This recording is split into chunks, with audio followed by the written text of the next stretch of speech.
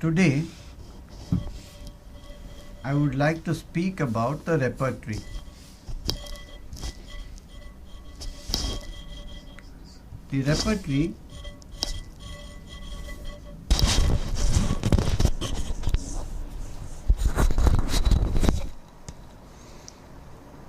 The repertory is something that we should all familiarize ourselves with, and I think it's very, very important. And sometimes, with the idea of concepts and kingdoms and themes, etc., the repertory can be neglected, and I think that's a big loss. So the subject of this talk is going to be the value of the repertory and a little bit about how we can use it. I started my study of homeopathy with the repertory. My father, who was repertorizing every single case of his, who was actually teaching the repertory for many years of his life, he used to bring home some cases from his clinic even when I was as young as 13 or 14 years old, and he would ask me to do the repertory work. Means he would give me the rubrics, desire for sweet or aggravation from warmth, and I would have to go to the repertory and do the work for him and find common remedies between these two rubrics. So that's how from a young age I became quite familiar with the repertory. Even before I actually knew the names of the remedies, I only knew the abbreviations. In those days, Kent's repertory was almost exclusively used. Later on, in the year 1976 or 77, Barthel and Klunker, who are from Germany and Switzerland, they brought out the synthetic repertory, in which they had added to Kent's repertory from 14 different repertories. And they brought out 3 volumes of it. The first volume was on mind, the second on generalities, and the third was on sleep, dreams and sexuality. My father, he used the repertory in almost every single case, and I can see from his case records, repertorization of every case was so neatly written down. With this kind of background, the repertory became one of the main tools of my practice. Let us try to understand the repertory a little bit more. A repertory, as we all know, it's an index of symptoms, with each symptom listing the remedies for it. These symptoms are arranged in an organized fashion under different chapters, and the rubrics are arranged under them. What are the advantages of repertory? They are really too numerous even to list them, but I will just mention some prominent advantages. 1. It helps us to know the remedies because our memory is not even a fraction of all that is of the materia medica. Therefore, it's impossible for us to remember all the symptoms of all the remedies, and without an index, we would be really lost. So Hahnemann himself, even though he had such few remedies at that time, maybe 90 or so, he still found the necessity to make an index or a first repertory, which he called Fragmenta de Viribus Medicamentorum Positivis. Later on, Bonninghausen, with Hahnemann's concurrence, made a repertory of antisorics, and then he developed further repertories. If a great man like Hahnemann, and in spite of having far fewer remedies than us, still needed the repertory, then why shouldn't we? Our knowledge of materia medica is limited to a few symptoms of a few remedies, and this gives us a completely one-sided picture. For example, we all know that pulsatilla is thirstless and bryonia is extremely thirsty. But if we look in the repertory, you can have a look under mouth, dry with thirstlessness. Then you find bryonia is in the highest grade. So when you read the repertory, then you see that your symptom picture of remedies is far too limited, and remedies are far bigger than what we can know from memory. We all know that calcarea carb patients perspire a lot, but if you look in the rubric, skin, dry, inability to perspire despite exertion, you will find very few remedies there, and calcarea carb is one of them. So from this you know that if a patient absolutely cannot perspire, he can still be calcarea carb. It's one of the indications of calcarea carb, and I have used this in my cases. So the repertory broadens our understanding of remedies. If you look at pulsatilla in any materia medica, the first thing they will tell you, it's mild, it's yielding, weeping disposition. But if you see the rubric irritable, you find pulsatilla in the highest grade. So you understand that pulsatilla can have an extremely irritable side to it, and later on when we study the family Ranunculaceae, we see that it's actually irritability and the anger that is a hallmark of pulsatilla, and that the mildness and the yielding disposition is only a cover for this irritability. That's so interesting, isn't it? In fact, in my practice, I use irritability and anger as one of the main indications of pulsatilla, only knowing that this is very deeply hidden and covered up by its mild, yielding outer front.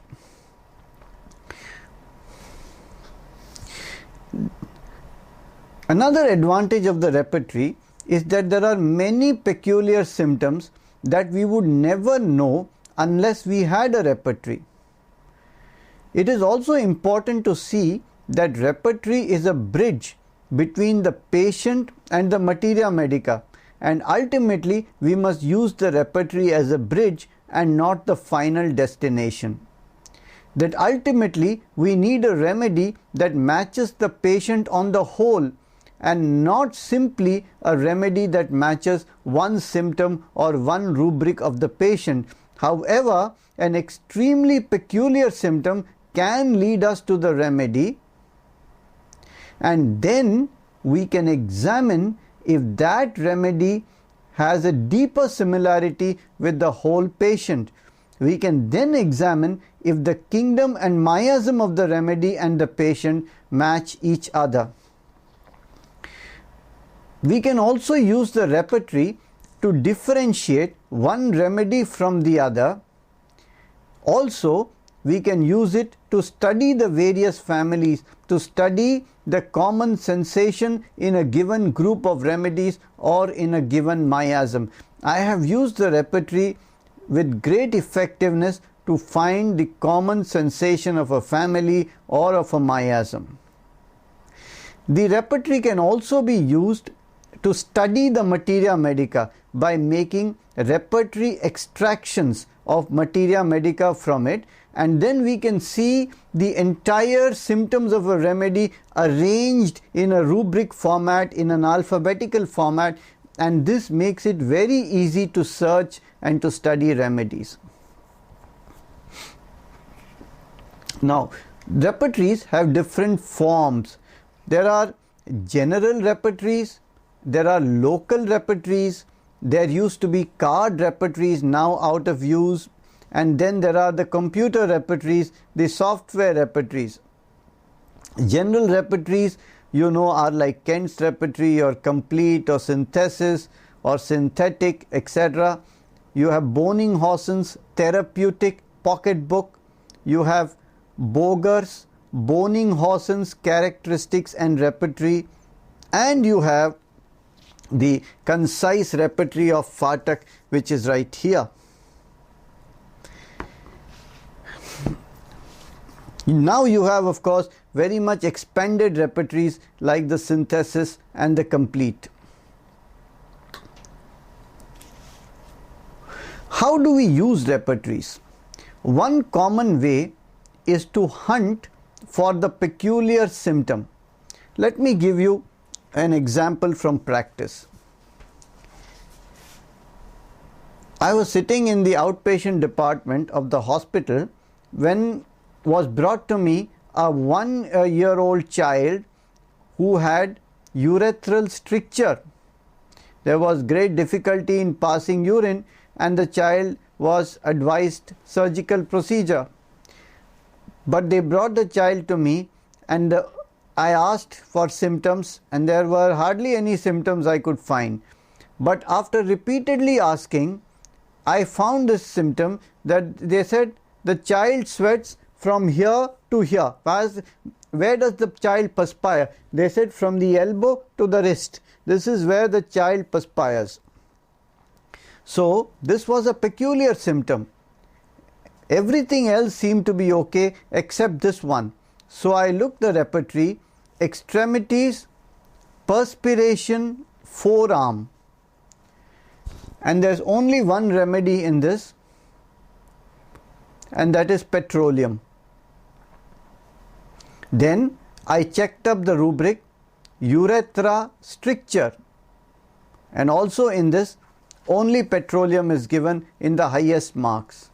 So I gave the child petroleum and there was immediate improvement. In 1 week the symptoms of the stricture was gone, and now we have a follow-up of more than 10 years. This problem never recurred again.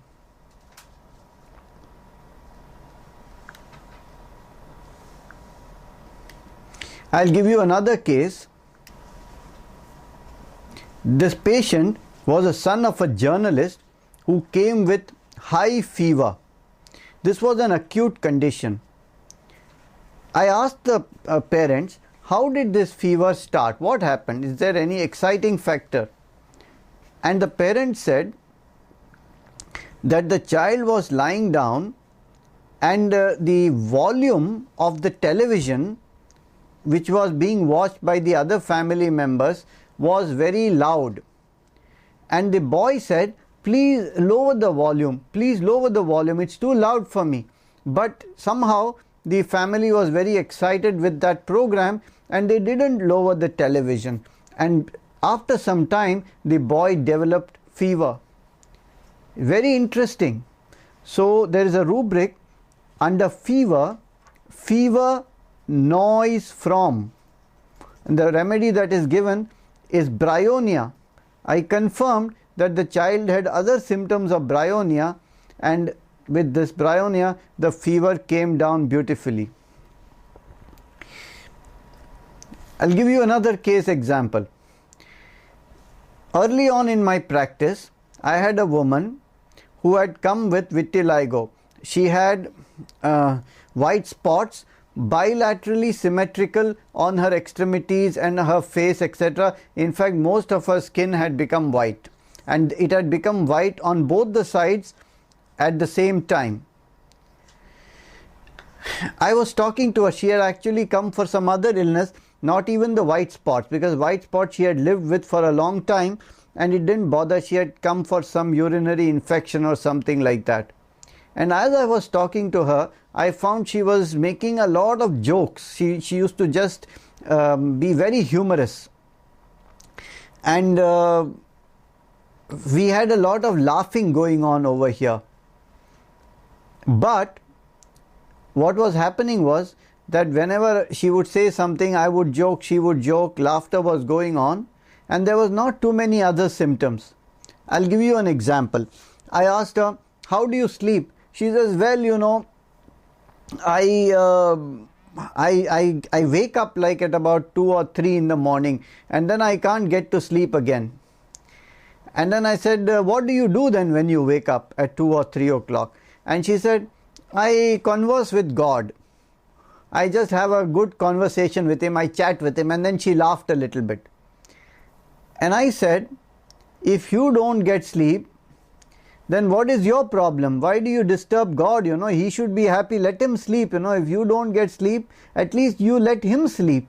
And she told me very quickly, she said, I think it's the other way around, doctor. I think it's God who gets disturbed in his sleep and he wakes me up in order to talk to him. And then we would both laugh. The case was going on like this. The other thing about her was that she was very much aggravated by warmth. She couldn't stand heat. And she was known as the walker because come wind or come rain or come anything, she had to walk, and she was very much relieved by walking in the open air. This was one of the early cases I had. And then you see the rubrics are there. Loquacity with jesting. There's a rubric. Loquacity with jesting.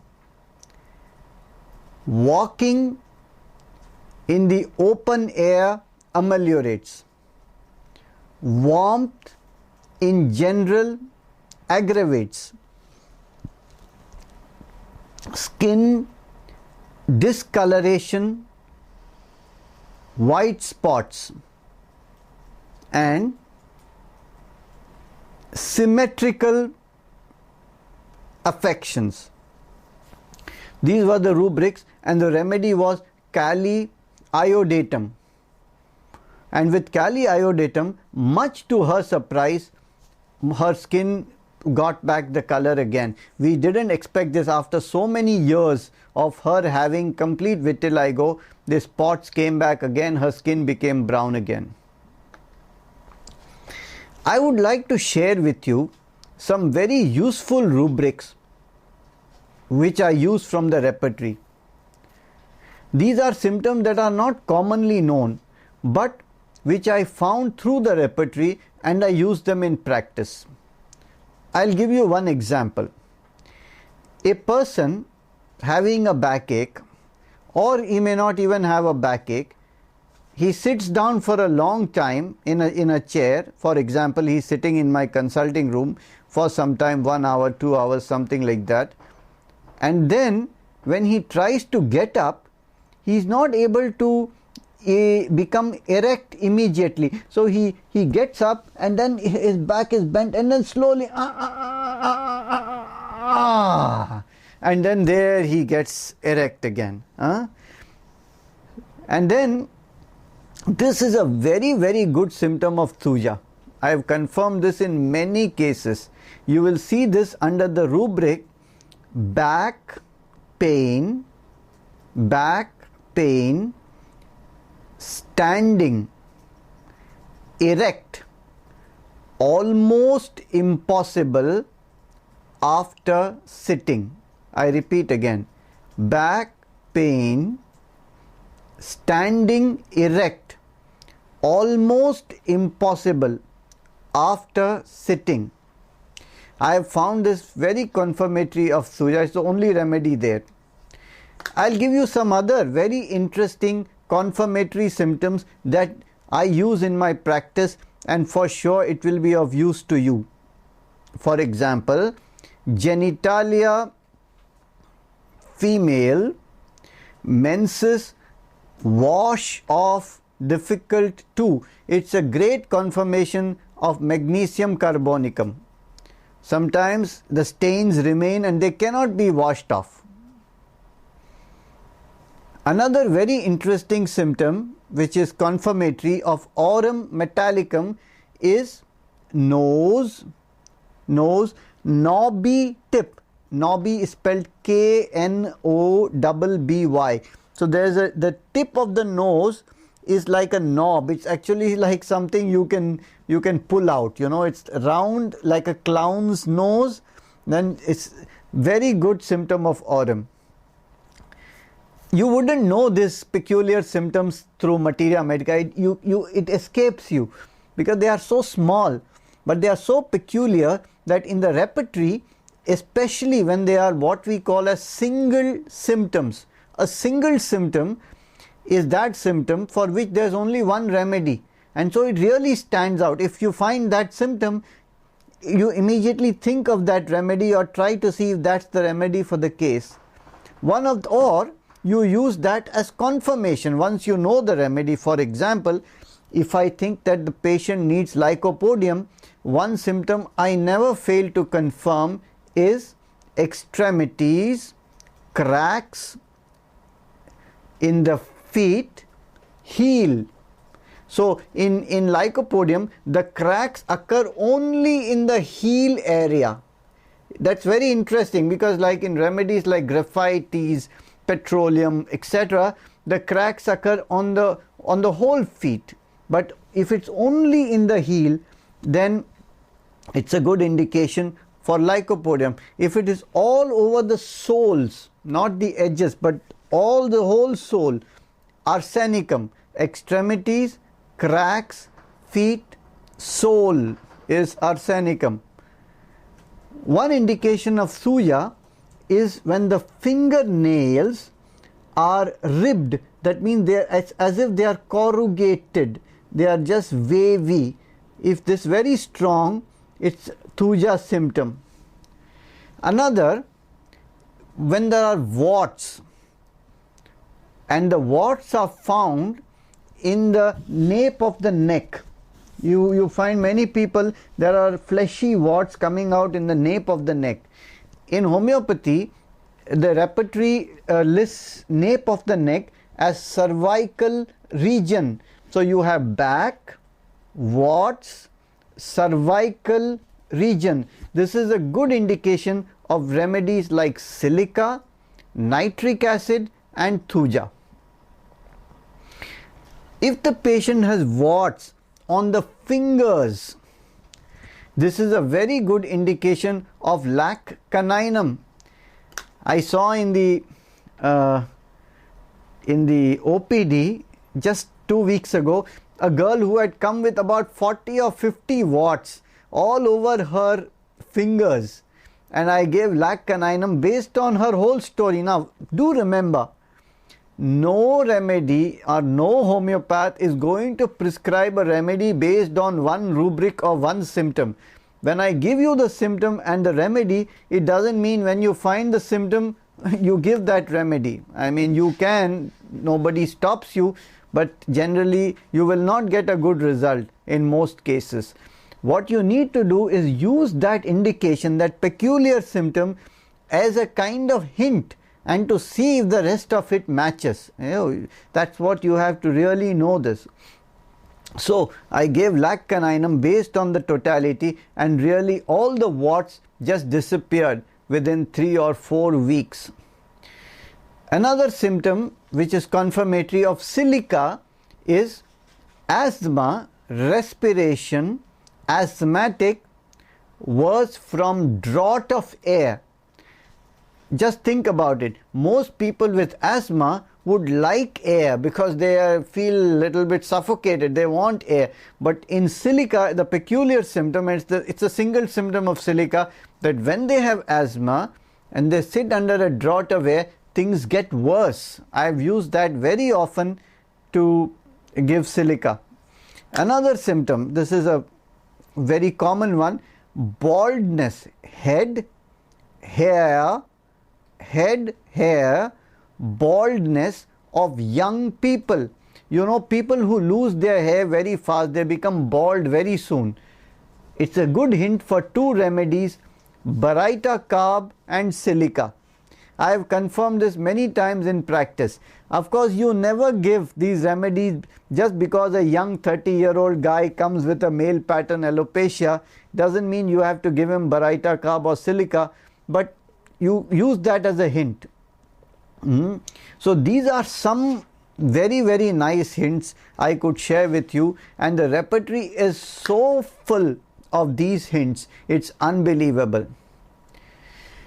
Another thing that where I used the repertory quite a bit was in the chapters on delusions and dreams. When my practice evolved from a stage of facts to the stage of emotions and then to delusions, I found that the repertory was useful at all levels. Facts, like I showed you just now, emotions, and also in delusions. I found that it was extremely useful to understand the state of the mind, to know the delusion. So the delusion actually gives you the way the patient perceives reality. It's at a level 4 where you can see how the patient perceives reality. I'll give you an example. For example, the delusion of being alone in the wilderness of stramonium. It is an exact symptom of how stramonium perceives reality. If I take you and put you in the middle of a jungle or in the middle of a desert, this is wilderness.